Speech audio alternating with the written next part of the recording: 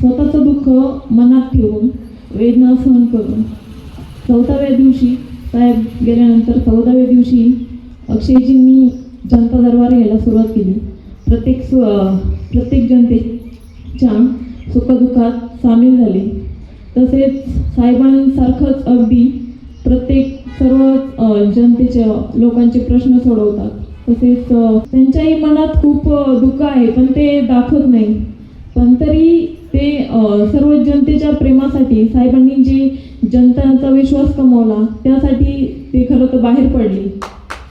आणि आज ही निवडणूक या पद्धतीने होईल असं म्हणजे कधी वाटलं नव्हतं.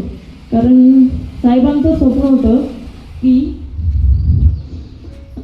अक्षयजींना आमदार झालेलं पाहायचं होतं. पण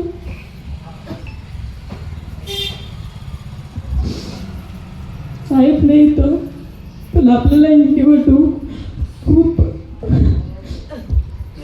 खंबीरपणाने आपल्याला अक्षयदादांच्या पाठीमागे उभं राहून त्यांना 23 तारखेला मतदान करून ही निवडणूक आपल्याला जिंकायची आहे.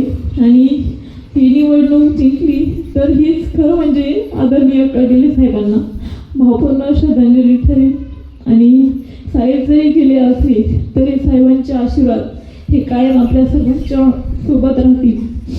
त्यांनी जे सगळ्या जनतेचं प्रेम मिळवलं तसंच मी अक्षयदादा आम्ही दोघे कायम टिकून ठेवू.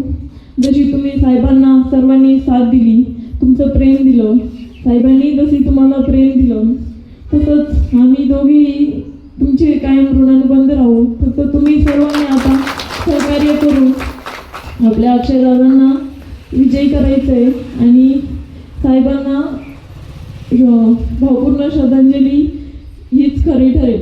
आणि तसेच जसे साहेबांचा वारसा हे अक्षयदादाच पुढे नेतील तसे साहेब आणि आका या दोघे जसे आतापर्यंत जसे जनतेच्या सेवेसाठी तत्पर उभे राहिले तसेच आम्ही दोघेही खंबीरपणे जनतेच्या सेवेसाठी कायम उभे राहू. या निमित्ताने एवढंच बोलेल आणि आपण सर्वजण या ठिकाणी उपस्थित राहिला